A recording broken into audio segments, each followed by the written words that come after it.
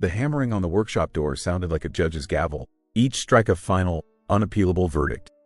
17-year-old Theo stood frozen in the center of the room, a half-finished gear clutched in his hand. Dust motes, stirred by the vibration, danced in the single shaft of late afternoon sun that pierced the gloom, illuminating a world of cold metal, scattered blueprints, and the faint, coppery scent of unpaid rent. The air was thick with the ghosts of failed inventions and the slow, creeping despair of a boy who had run out of time. "Theo, I know you're in there," a weary voice called from the other side of the door. "This is the last time I'm asking nicely. Sheriff Miller." His voice carried no malice, only the tired resignation of a man doing a job he didn't enjoy. Theo's shoulders slumped. He had known this day was coming. For weeks, he had lived on borrowed time, offering promises of payment he couldn't keep, showing off intricate clockwork mechanisms that no one in the small Utah Territory town of Redemption wanted to buy. His parents, both brilliant watchmakers, had left him with their tools, their talent, and a chest full of debt when the influenza took them 2 years ago. He had their ingenuity but lacked their reputation, and in a town that valued calloused hands over clever minds, his brilliance was a currency with no value. He placed the gear on a workbench littered with brass shavings and opened the door. Sheriff Miller stood on the dusty threshold, a folded paper held loosely in his hand. He was a good man, with kind eyes that seemed out of place in his sun-weathered face, but today those eyes held a quiet finality. "It's the eviction notice, son," the sheriff said, his voice low. "Mr. Henderson has given you every chance. The room's to be cleared by morning." Theo looked past the sheriff to the street, where the setting sun painted the red rock canyons in hues of fire and blood. Morning, one more night, and then he would be another piece of dust blowing through the vast, indifferent landscape. A desperate idea, wild and improbable, began to form in the back of his mind. A final, audacious gamble. "I'll have the money," Theo heard himself say, the words tasting like a lie. "I just need to see a man about a commission." The sheriff's expression softened with pity. "Son, there's no one left to ask."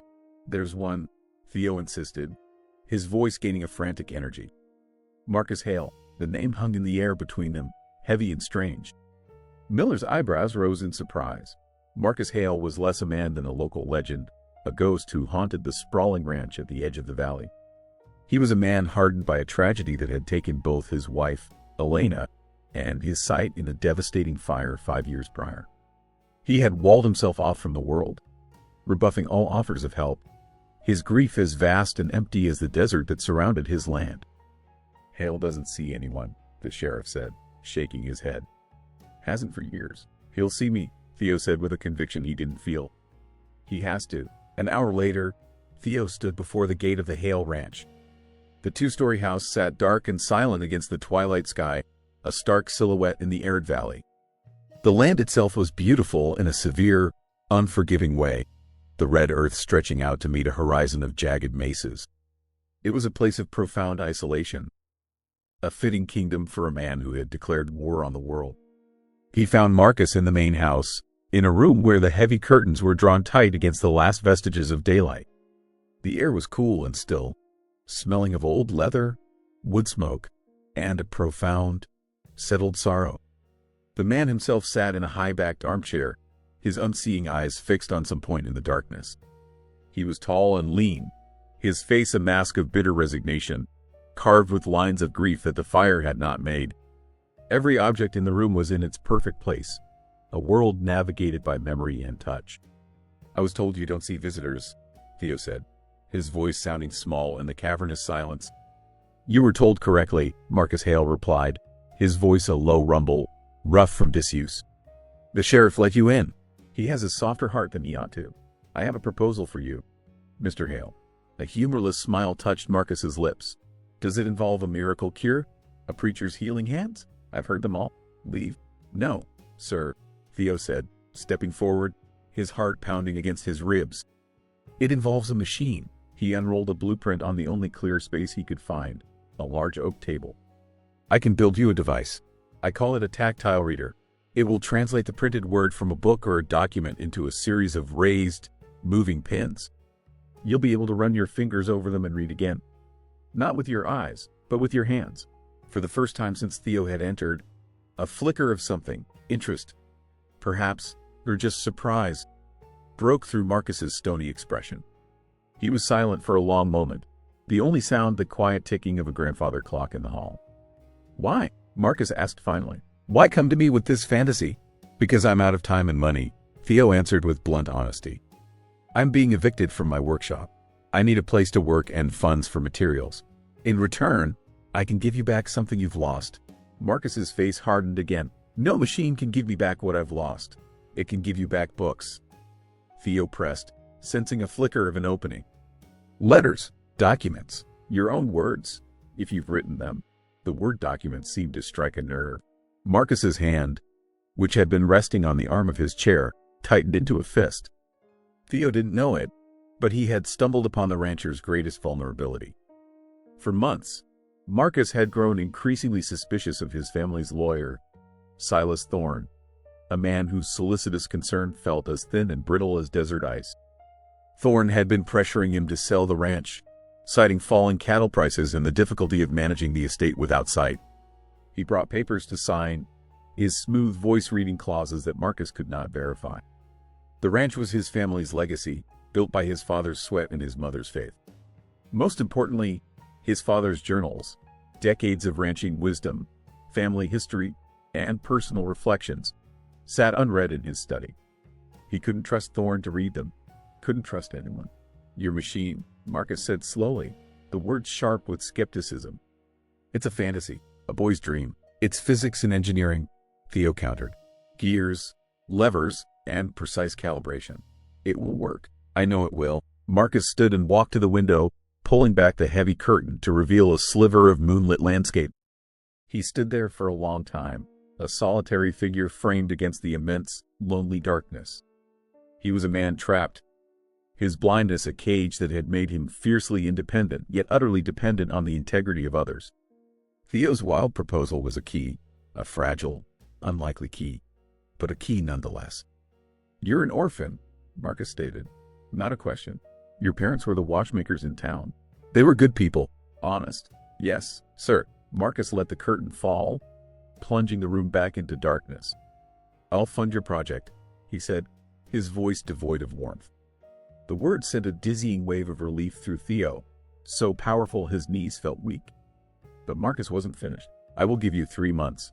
You will live and work in the old barn. I will provide your meals and all the materials you require." He turned, his sightless eyes seeming to pierce right through Theo. "If, at the end of those 3 months, your tactile reader works, if I can read 1 page from one of my father's journals, you will have a home here for as long as you need it and a fair wage. You will have a future." He paused, letting the weight of his next words settle in the silent room. "But if it fails," he continued, his voice as hard and unforgiving as the land outside, "if it is just a boy's dream, you will work off every penny of the debt as an indentured laborer on this ranch. For 2 years. No pay, just hard labor. Do we have an agreement?" Theo stared at the man's shadowed form. It was a desperate, merciless bargain, a pact made with a man who had forgotten what hope felt like. But outside this dark, quiet room, the world had nothing left to offer him. He had no other choice. "Yes, Mr. Hale," Theo said, his voice barely a whisper. "We have an agreement." The old barn, long silent save for the rustle of mice in the hayloft, was now alive with the music of creation. The rhythmic click-clack of interlocking gears, the soft shush of a metal file on brass, the low hum of Theo's concentration. These were the sounds that filled the cavernous space from dawn until long after the moon had risen over the mesas. Marcus Hale had been true to his word, providing a sanctuary where Theo's mind could finally unfurl. Dust-choked stalls had been cleared to make way for workbenches, and crates of raw materials, brass sheets, steel rods, finely milled cogs, were stacked neatly against the weathered wooden walls. The scent of machine oil and hot metal mingled with the earthy aroma of old hay, a perfume of purpose that was more intoxicating to Theo than any flower. This was his sanctuary, a world he could control, a place where the chaos of his life gave way to the clean, predictable logic of mechanics. Marcus became a silent, looming presence in this new world. Each day, he would bring Theo his meals on a wooden tray, navigating the cluttered workshop with a slow, deliberate grace that defied his blindness. He would set the tray down and then settle onto an old milking stool in the corner, sometimes staying for hours, listening. He never asked questions, never offered advice, but his quiet presence was a constant, grounding force. A non-verbal understanding began to grow between them in the shared silence. For Theo, the quiet companionship was a balm on the raw wound of his loneliness. For Marcus, the sounds of Theo's work were the first stirrings of life on a ranch that had been entombed in grief for 5 long years. After 2 weeks of painstaking work, the prototype of the tactile reader began to take shape. It was an intricate, beautiful thing of polished brass and steel, a complex heart of gears and levers housed in a simple pine box. A clockwork brain designed to translate light into feeling. "It's ready for a first test," Theo announced one afternoon, his voice filled with a mixture of pride and trepidation.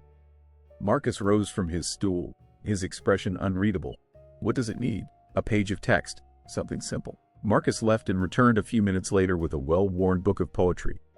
Alina's favorite. He handed it to Theo, his hand brushing the boy's for a moment. His skin was cool and dry, his grip surprisingly strong. Theo carefully placed the book on the machine's reading platen and engaged the primary gear. With a soft whir, a series of delicate, needle-like pins on a brass plate began to rise and fall, forming patterns. "Place your hand here, sir," Theo instructed, guiding Marcus's fingers to the pin plate. Marcus hesitated, a flicker of vulnerability crossing his features. Then, he rested his hand on the machine. Theo watched, his breath held, as Marcus's long fingers traced the moving pins. A slow, tentative exploration at first, then with growing recognition. "Hope is the thing, with feathers," Marcus read aloud, his voice a rough whisper, thick with an emotion he quickly suppressed. He pulled his hand back as if the machine had burned him. "It works," he said, the 2 words a profound concession. "It can be made more sensitive, more precise," Theo said, his own voice shaky with relief. "This is just the beginning." An unspoken truce settled between them after that. The harsh terms of their bargain seemed to soften, replaced by a shared sense of purpose. A few days later, Marcus approached the workshop with a new resolve in his bearing. "I have a different test for your machine," he said, handing Theo a single, yellow document. "The deed to this ranch." Theo felt a prickle of unease. The paper was old. The ink faded. The delicate fibers might not withstand the machine's mechanical touch. But he saw the look on Marcus's face, a deep-seated anxiety that bordered on fear, and knew this was not a request he could refuse. He carefully fed the deed into the tactile reader. The machine began to hum its quiet song, the pins rising and falling to translate the legal jargon. Marcus placed his hand on the reader, his brow furrowed in concentration. It was working perfectly until it reached the bottom of the page. As the pins began to trace the signature, the elegant, familiar script of Marcus's late father, Jonathan Hale, the machine faltered. There was a faint snag, a subtle catch in the gears, and the pins stuttered, vibrating erratically. Marcus snatched his hand away. "What was that?" "I don't know," Theo admitted, his heart sinking. "A gear must have slipped." He tried it again, with the same result. The machine read every word on the page flawlessly, but it choked on the signature, a ghost in the machine that he couldn't explain. Their work was interrupted by the sound of an approaching carriage. A moment later, a man stepped into the barn's wide doorway, silhouetted against the bright afternoon sun. He was impeccably dressed in a tailored city suit, a stark contrast to the rustic surroundings. "Marcus, my dear fellow," the man said, his voice a smooth, cultured baritone that dripped with false sympathy. "I was in the area and thought I'd see how you were faring." It was Silas Thorne. His presence seemed to suck the warmth from the air. Marcus's posture stiffened, his face becoming a stony mask. "Thorne," he said, his voice flat. "What do you want?" Thorne's gaze swept over the workshop, a flicker of amusement in his eyes as he took in the strange machine and the boy standing beside it. "Just a friendly visit. And to bring you these." He produced a sheaf of papers from a leather satchel. "Some routine estate matters that require your signature, authorizing me to manage a few land leases on your behalf. A mere formality, but necessary to keep things in order." He stepped closer, his voice dropping to a conspiratorial whisper. "It's difficult for a man in your condition to keep up with all the paperwork. I'm happy to lighten your burden." The condescension was a physical thing, an oily film that coated every word. Theo saw Marcus's hands clench at his sides. "Leave the papers on the table," Marcus said, his voice tight. "I'll have them reviewed." Thorne's smile faltered for a fraction of a second. "Reviewed? By whom? This young man?" He chuckled, a sound like dry leaves skittering across stone. "Marcus, you must be practical. Your blindness makes you vulnerable. You need someone you can trust to protect your interests." "I'm aware of what I need, Thorne," Marcus said, his voice dropping to a dangerous low. "Now leave my property." The lawyer's facade of concern vanished, replaced by a flash of cold anger. He placed the papers on a workbench, his movements sharp and precise. "As you wish," he said, his tone clipped. "But don't wait too long. Opportunities, like cattle, have a tendency to wander off if not properly managed." With a final, dismissive glance at Theo's machine, he turned and strode out of the barn. The encounter left a toxic silence in its wake. Marcus stood motionless, his breathing heavy, the muscles in his jaw working. The trust he had begun to place in Theo's machine, in their shared project, had been shaken. The stuttering pins now felt less like a mystery and more like a simple, humiliating failure. His one hope of independently verifying Thorne's documents had proven to be as flawed as his own damaged eyes. He turned toward the tactile reader, his face a mask of renewed bitterness. All the hope that had begun to seep into the cracks of his grief now curdled into disappointment. "It's useless," he declared, his voice laced with the raw pain of a man who had dared to hope and been let down once more. "The one thing I needed it to do, to be my eyes, to be reliable, and it fails." He gestured dismissively at the intricate brass mechanism. "Your machine is as broken as everything else." The accusation, born of his own deep-seated fear and vulnerability, struck Theo like a physical blow. He had poured his heart, his talent, his last desperate hope into this invention. To have it dismissed so cruelly, to see the fragile trust between them shatter, left him feeling as lost and alone as he had that first day, standing in the doorway of his workshop with an eviction notice in his hand. The barn, which had become his sanctuary, suddenly felt like a cage again. That night, a storm rolled in from the west, a furious assault of wind and rain that mirrored the tempest in Theo's heart. He lay on his simple cot in the hayloft, listening to the thunder rattle the old barn and the wind howl through the eaves like a mournful ghost. Each gust seemed to echo Marcus's harsh words. Useless. Broken. The accusation had reopened a wound Theo thought was beginning to heal. The deep-seated fear that he, like his inventions, was somehow fundamentally flawed, destined to be abandoned. Sleep was impossible. Stunned by Marcus's dismissal, a new and fiercer determination took hold of him. He wouldn't accept failure. His machine wasn't broken. It was trying to tell him something. Lit by the flickering, unsteady light of a single lantern, Theo worked through the storm-tossed night. He dismantled the reader's delicate sensor mechanism, his fingers moving with a surgeon's precision. He recalibrated the gears, adjusted the tension of the springs, and sharpened the tip of each brass pin until it was sensitive enough to detect the slightest imperfection. He was no longer just an inventor. He was a detective, searching for a clue hidden in plain sight. As the storm raged outside, he turned his attention from the machine to the deed itself. He laid the document under the beam of his strongest lantern and examined it with a large magnifying glass salvaged from his father's watchmaking tools. The signature, Jonathan Hale, was a confident, flowing script, but under magnification, Theo saw it. A microscopic feathering along the edges of the ink lines, almost invisible, but there. And something else. A faint, almost imperceptible discoloration of the paper beneath the signature, a pale brownish halo that wasn't present anywhere else on the document. His mind raced, sifting through the fragments of chemical knowledge his parents had passed down to him. They had taught him not just about gears and springs, but about the very materials they worked with, the properties of metal, the composition of oils, and the chemistry of ink. He remembered his father explaining the difference between the modern, carbon-based inks that were becoming common and the older, traditional iron gall ink. Iron gall ink, his father had said, was acidic. Over time, it didn't just sit on the paper, it ate into it, subtly corroding the fibers, changing its very texture.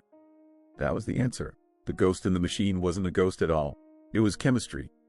The body of the deed had been written with a stable carbon ink, But the signature, the forgery, had been added later, using a more corrosive iron gall ink to mimic the appearance of older writing.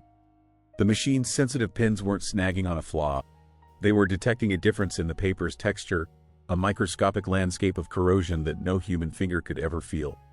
With renewed purpose, Theo worked for hours, modifying the tactile reader. He added a secondary set of smaller, lighter gears, designed to amplify the slightest resistance met by the pins, translating the microscopic texture into a palpable vibration. By the time the first pale light of dawn broke through the clouds, washing the rain-soaked valley in a soft, gray light, he was ready. He found Marcus in the kitchen, a cup of untouched coffee cooling in his hands. The rancher looked as if he hadn't slept, his face drawn and haggard. The storm had passed, but the one inside him still lingered. "Mr. Hale," Theo said, his voice quiet but firm, "I need you to come to the barn. I've found something." Marcus followed him without a word, his skepticism a heavy cloak around his shoulders. In the cool, damp air of the workshop, Theo gestured to the modified machine. "It wasn't a mechanical flaw," he explained, his words tumbling out in his excitement. "It was the ink. The signature was written with a different kind of ink, an older, more acidic type. Over the years, it's corroded the paper fibers, making the texture different. My machine was feeling something we couldn't." Marcus's expression remained unchanged, his disbelief a solid wall. "Words, boy, just more words. Let me show you," Theo insisted. He fed the deed into the machine and guided Marcus's hand to the pin plate. "Just feel it. Trust what your own hand tells you." Marcus reluctantly placed his hand on the reader. The pins began to move, tracing the familiar legal text with a smooth, steady rhythm. Then, as they reached the signature, the sensation changed. It was no longer a simple stutter or a snag. It was a distinct, jarring vibration, a low thrum that traveled up from the pins, through his fingers, and into his very bones. It was the tactile echo of a lie, a verdict delivered not by sight, but by feeling. He snatched his hand back, his face a mixture of shock and dawning belief. "My God," he whispered. The vision was real. The wall of bitterness he had built around himself cracked, and for the first time in 5 years, a flicker of something fierce and vital returned to his eyes. He turned to Theo, his skepticism gone, replaced by a grudging, profound respect. "The deed is a forgery." "Yes, sir," Theo said, his own relief making his voice tremble. "I believe it is." The revelation energized them, forging a new and powerful alliance. The internal conflict of trust had been resolved, replaced by the urgent external conflict of proving the forgery. "Thorn," Marcus said, the name a curse on his lips. "He must have switched the deeds years ago, after the fire, when I was still recovering." He didn't have to finish the sentence. Theo could imagine the chaos of that time, a man blinded and broken by grief, vulnerable to the manipulations of a predator like Thorn. "If this deed is a forgery, then the original must still exist," Theo reasoned. "We have to find it." "My father," Marcus said, his voice distant with memory. "He was a careful man. He never trusted bankers or lawyers. He always said the most important things should be kept close to home." Their investigation began in Marcus's late father's study, a room Marcus had kept locked since the fire, a shrine to a past he couldn't bear to face. Unlocking the door felt like opening a tomb. The air inside was still and heavy, thick with the scent of old leather-bound books, dried ink, and faded memories. Sunlight, filtered through the dusty windows, illuminated a world frozen in time. A massive oak desk, shelves overflowing with books, a globe in the corner, and a pair of reading glasses lying on an open ledger, as if Jonathan Hale had just stepped out for a moment. For Marcus, entering the room was an act of profound courage. Every object held a memory, every scent a ghost. He ran his hands over the familiar surfaces, the worn leather of his father's chair, the cool brass of a desk lamp, the smooth, carved wood of a bookshelf, rebuilding the room in his mind's eye. "He built a hidden compartment into this desk," Marcus said, his hands tracing the intricate carvings along the front panel. "He showed it to me when I was a boy, a secret place for family treasures," he called it. He found a small, almost invisible latch hidden within the carved leaves of an oak branch. With a soft click, a section of the paneling swung inward, revealing a dark, empty space. "Their hope," which had soared just moments before, crashed with devastating force. The compartment was empty.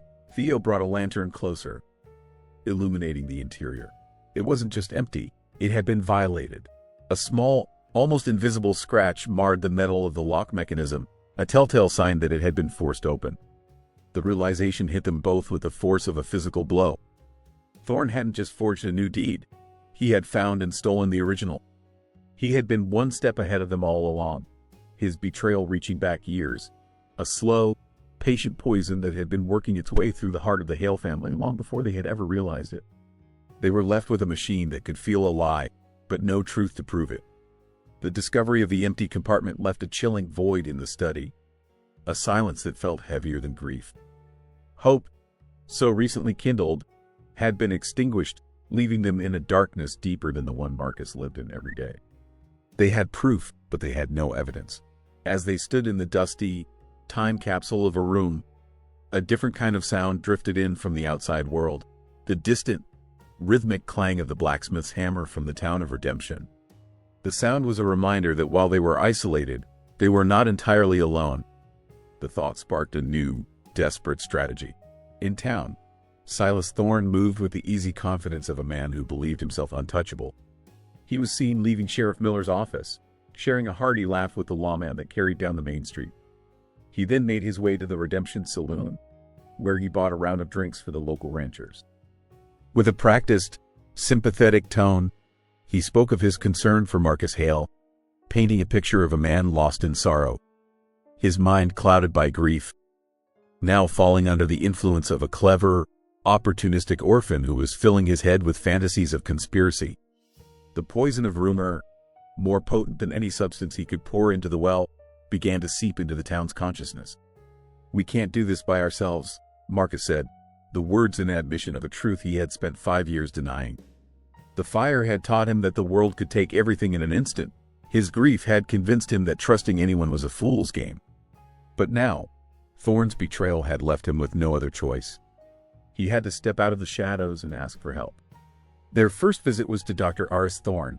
The elderly physician was Silas's uncle, but the two men were cut from entirely different cloth. Where Silas was slick and ambitious, Aris was quiet, deliberate, and possessed of a deep, unshakable integrity. He had been a close friend of Marcus's father, and his small office, cluttered with medical texts and smelling of antiseptic, was one of the few places in town Marcus still felt a measure of peace. Dr. Thorne listened to their story without interruption, his weathered face growing more grave with each detail.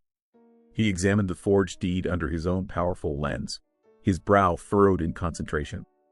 "I've long suspected Silas was a man without a moral compass," the doctor said, his voice a low rumble of disappointment. "He has his father's ambition, but none of his decency. Your father, Marcus, he worried about Silas. He saw rot in him, even when he was a boy." Aris looked from the deed to the tactile reader, which Theo had brought with them. "This machine of yours, son," he said to Theo, his gaze sharp with professional curiosity. "It felt the corrosion in the paper?" "Remarkable." He then gave them their first piece of actionable intelligence. "Silas has been acquiring land titles from other families in the valley, families who've fallen on hard times. Always for pennies on the dollar. He's consolidating his power." Their next stop was back at the ranch, where they spoke with Maria, the housekeeper who had served the Hale family for 3 decades. She was a small, resilient woman with eyes that missed nothing, her loyalty to the Hales as fierce and unwavering as the desert sun.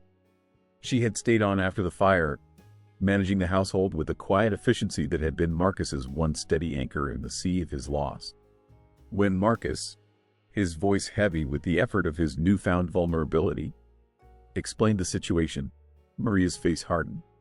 "El Diablo," she whispered, crossing herself. "I knew he was a snake." She then became their most crucial ally. "He speaks freely when he thinks no one of consequence is listening," she revealed, her voice low. "I have heard him on the telephone, talking to men in the capital. They speak of a railroad survey, of mineral rights. He is not just stealing your land, Marcus. He is stealing the future of this whole valley." A chosen family was beginning to form around them, an alliance built on the foundations of old friendships and shared principles. It was a fragile thing, a small circle of trust in a town of whispers, but it was a start. For Theo, who had only ever known the cold indifference of an orphanage and the precarious solitude of his workshop, it was a revelation.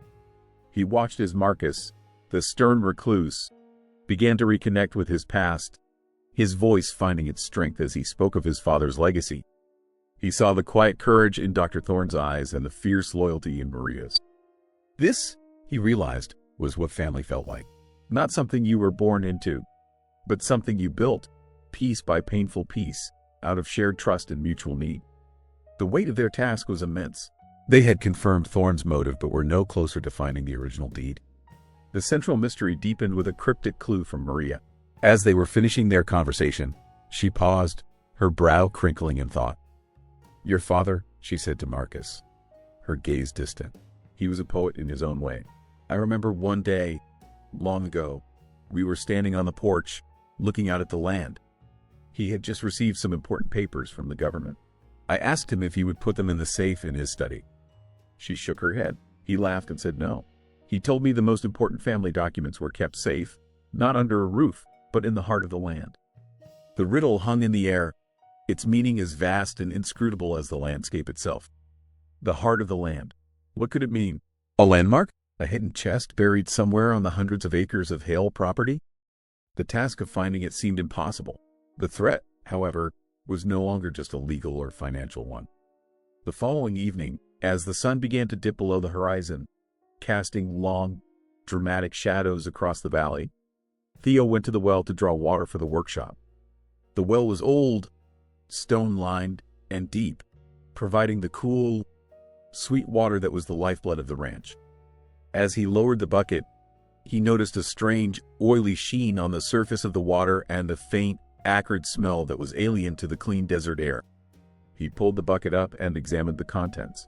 The water was faintly cloudy, and the chemical smell was stronger now. His mind flashed back to his parents' workshop, to the bottles of cleaning solvents and industrial chemicals they had used. He recognized the scent. It was a powerful degreasing agent, a poison. He raced back to the house, his heart hammering in his chest. "Marcus! Maria! Don't drink the water!" They stood together on the porch, staring at the tainted well as twilight settled over the ranch. The silence of the desert evening was profound, broken only by the distant cry of a coyote. The attack was a clear and brutal escalation. Thorne was no longer content with legal maneuvering and whispered rumors. He had tried to poison them, to eliminate the very source of life on their land. The fight was no longer about a piece of paper. It was about survival. They were not just defending a legacy, they were defending their lives against a man who would stop at nothing to get what he wanted. The moon cast a cold, silver light over the valley as Marcus and Theo worked side by side, their movements synchronized in a grim, silent rhythm. The attempted poisoning of the well had shattered any remaining illusion of a civilized battle. This was now a war, and the first casualty had nearly been the land itself. Guided by lantern light that threw their long, dancing shadows against the stone well house, they flushed the well, pumping countless gallons of tainted water out onto the thirsty ground until the acrid chemical scent finally dissipated, replaced by the clean, earthy smell of pure water drawn from deep within the earth. The shared crisis had forged their bond into something unbreakable. They were no longer just a reclusive rancher and a desperate orphan. They were partners, a cohesive unit fighting for a shared home. The next morning, energized by the clear and present danger, they dedicated themselves to solving Maria's riddle.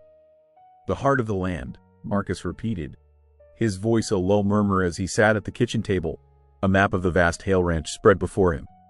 The map was useless to him in the conventional sense, but he could feel its contours, its boundaries, the familiar shape of the property that was as much a part of him as his own skin.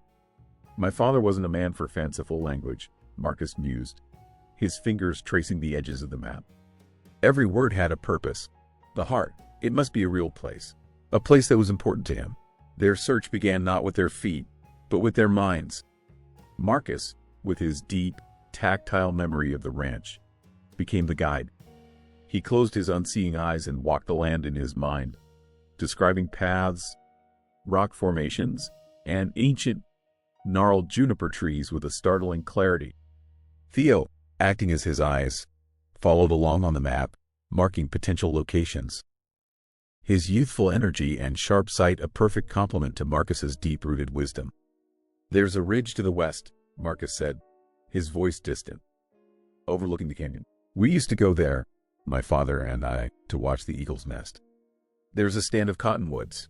Here, Theo said, his finger finding the spot on the map. By the dry wash. They spent the day like this, a strange and powerful partnership of memory and sight, eliminating one location after another. The old homestead foundation? Too close to the main house, not hidden enough. The eagle's nest ridge. Too remote, too difficult to access. As the day wore on, Theo began to feel a sliver of despair. The ranch was too vast, the riddle too obscure. But Marcus was relentless. There was another place, he said late in the afternoon, his voice softer now, tinged with a deep, private sadness. A place Elena loved. He described a small, secluded box canyon, a place where a seasonal spring nourished a patch of vibrant green in the midst of the Red Rock Desert.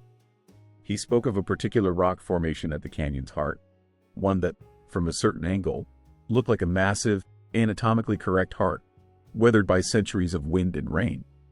We used to go there, Marcus said, his voice barely a whisper.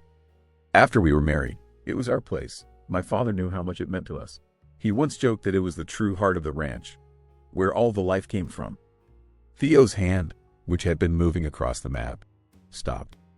He had seen the formation, marked on the survey map as nothing more than a geological curiosity. I know the place, he said, his own voice tight with excitement.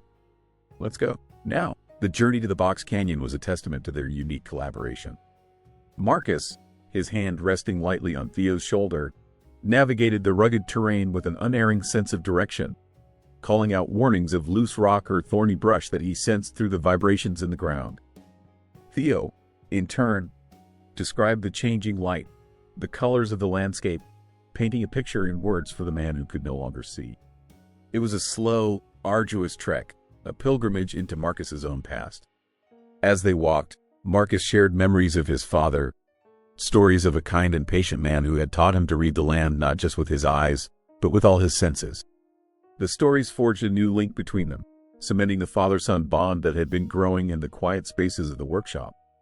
They found it just as the sun began to dip low, bathing the canyon in a warm, golden light. The heart-shaped rock formation was immense, a silent, stone sentinel guarding the secret spring.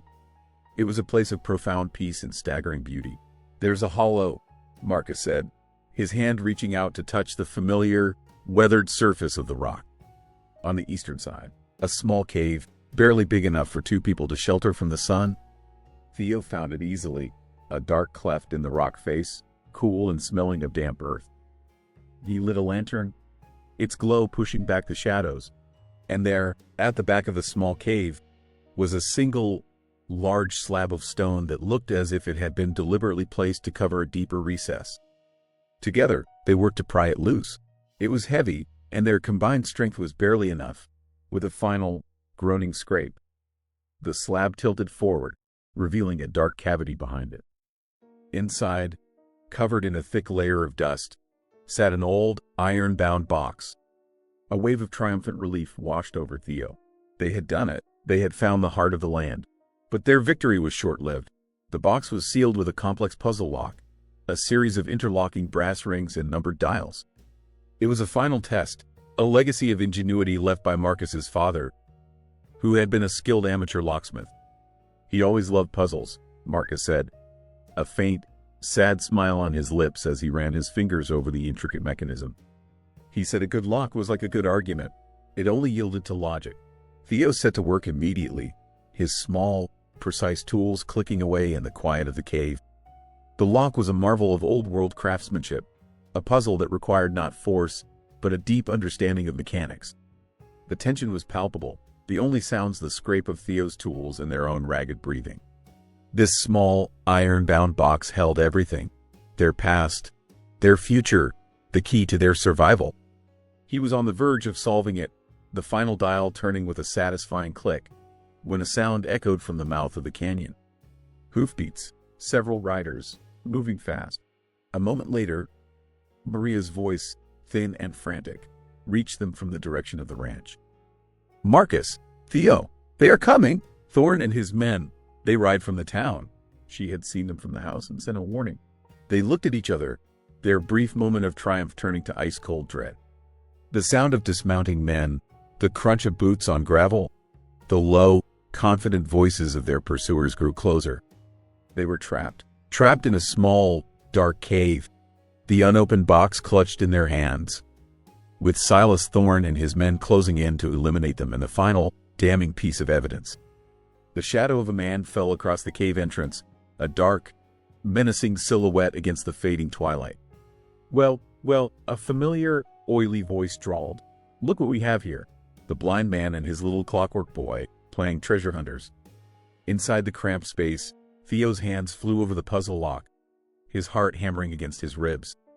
The final tumbler clicked into place with a soft, metallic sigh just as two of Thorne's hired men, rough-looking figures with pistols holstered at their hips, stepped into the cave.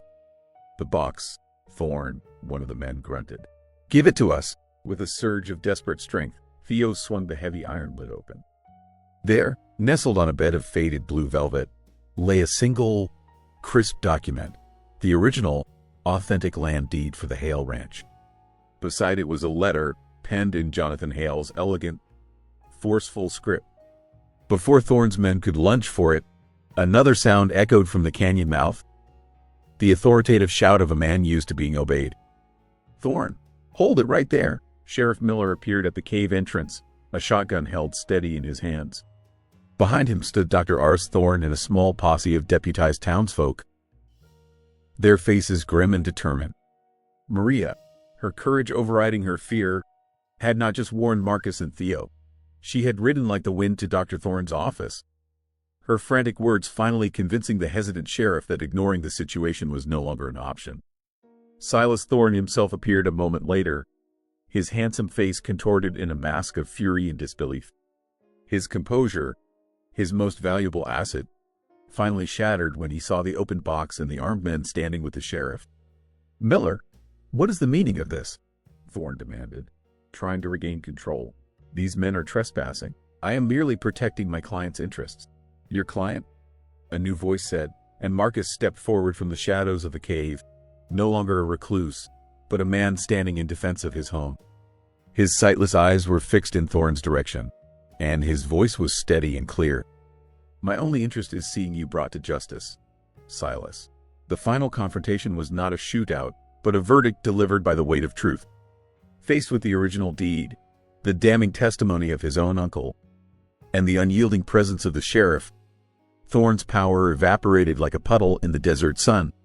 "It's over, Silas, drive," Thorne said, his voice heavy with a sorrow that was deeper than anger. He held up a second document, a sworn affidavit from a teller at the bank, coerced by Thorne years ago, who had finally found the courage to confess his role in the forgery. Thorne's last desperate act was to lunge for the box, but Sheriff Miller was faster, the barrel of his shotgun blocking the lawyer's path. "I believe this belongs to Mr. Hale," the sheriff said, his voice holding a new, hard-won authority. "And you, Thorne, are under arrest for conspiracy, fraud, and the attempted poisoning of a well." Cornered and exposed, Silas Thorne finally broke. His handsome features crumpled, revealing the bitter, grasping man beneath. The fight was over. Justice, delivered not in a dusty courtroom but out on the land itself, had prevailed. Months later, the dark, silent rooms of the Hale house were filled with light.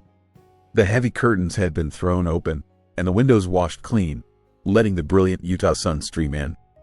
The air, once thick with sorrow, now hummed with the quiet energy of collaboration. Marcus Hale, a man reborn, stood in his father's study, his hand resting on Theo's shoulder. Before them, on the massive oak desk, sat a newly signed document.